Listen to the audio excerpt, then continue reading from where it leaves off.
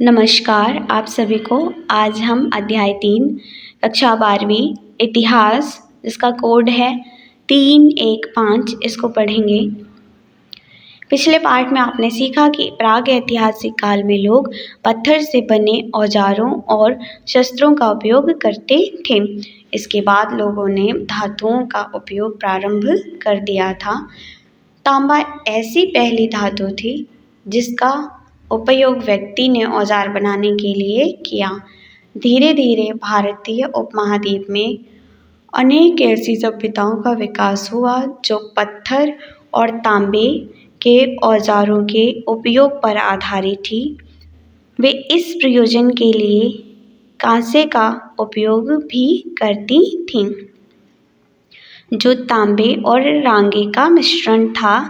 इतिहास के इस चरण को ताम्रपाषाण यानी चालकोलिथिक युग के नाम से जाना जाता है। चालको यानी तांबा और लिथिक यानी पत्थर।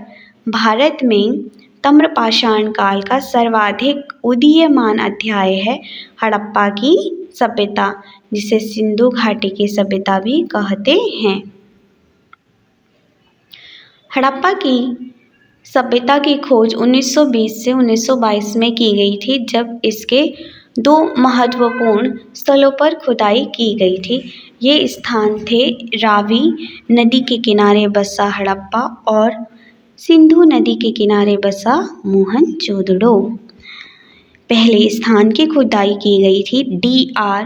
साहनी द्वारा और दूसरे स्थान की R.D. बनर्जी द्वारा। D.R. साहनी, इनका पूरा नाम है दयाराम साहनी, और R.D. बनर्जी, इनका पूरा नाम है रखालदास बनर्जी। पुरातात्विक खोजों के आधार पर हड़प्पा की सभ्यता को 2600 ईसा पूर्व से लेकर 1900 ईसा पूर्व के कालखंड के बीच माना गया है और ये विश्व की प्राचीनतम सभ्यताओं में से एक है। कई बार इसे सिंधु घाटी सभ्यता भी कहा जाता है, क्योंकि प्रारंभ में इसकी जितनी भी बस्तियों की खोज हुई वे सभी सिंधु नदी या इसकी सहयोगी नदियों के पास या इसके आसपास के मैदानों में स्थित थी। परंतु आजकल इसे हड़प्पा सभ्यता कहा जाता है, क्योंकि हड़प्पा ही वह पहला स्थान था जिससे इस सभ्यता का अस्तित्व प्रकाश में आया। अस्तित्व मतलब पहचान। इसके अतिरिक्त हाल ही के पुरातात्विक अन्वेषणों से ये संकेत मिलता है कि इस सभ्यता का विस्तार सिंधु नदी के पूरे के सुदूर विस्तार तक फैला हुआ था। इसीलिए ये बेहतर है कि इस सभ्यता को हम हड़प्पा नाम से ही पुकारें। ये भारत की प्रथम नागरिक सभ्यता है और विश्व की अन्य प्राचीनतम सभ्यताओं और मेसोपोटामिया और मिस्र की समकालीन है। हड़प्पा कालीन लोगों के जीवन और सभ्यता के संबंध में हमारी जानकारी सिर्फ पुरातात्विक खुदाइयों पर ही आधारित है, क्योंकि उस काल की लिपि को अभी तक पढ़ा नहीं जा सका है। हड़प्पा सभ्यता का उद्भव अचानक नहीं हुआ। इसका विकास धीरे धीरे नवपाषाण युग की ग्रामीण सभ्यता से हुआ। ऐसा विश्वास किया जाता है कि सिंधु नदी के उपजाऊ मैदानी क्षेत्रों से अधिकतम उपज लेने के लिए बेहतर तकनीकों के उपयोग के परिणाम स्वरूप कृषि उत्पादन में वृद्धि हुई होगी। इसके फलस्वरूप इतनी बढ़ती फसल पैदा हुई होगी कि जिससे गैर कृषि आबादी के लोगों और प्रशासकीय वर्ग के लिए खाद्यों और उनके जीवन यापन के लिए उत्पादन उपलब्ध हुआ होगा।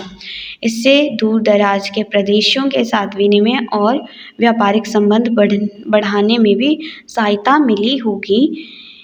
इससे हड़प्पा के लोगों में समृद्धि आई होगी और वे शहर बसाने के योग्य बने होंगे।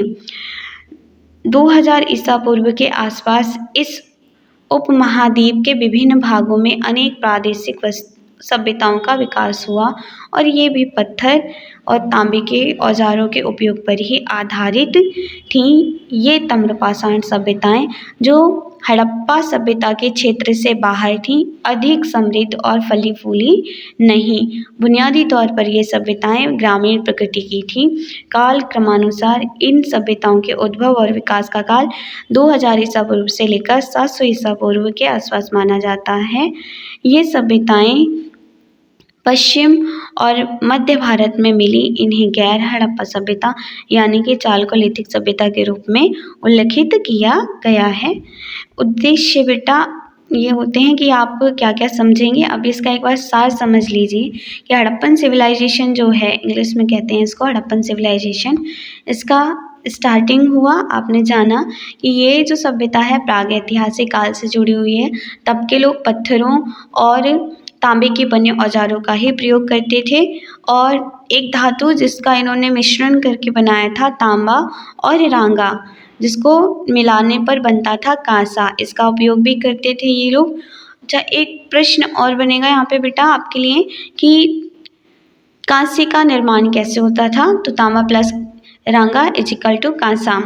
चाल को लिथिक किसे कहते हैं? चाल को यानी तांबा और लिथिक यानी पत्थर। इस सभ्यता की खोज कब से कब तक की गई? तो 1920 से लेकर 1922 में की गई।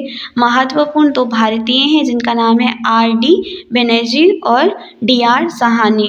इसका इतिहास का टाइमिंग मानते हैं 2600 ईसा पूर्व से लेकर 1900 ईसा पूर्व के बीच।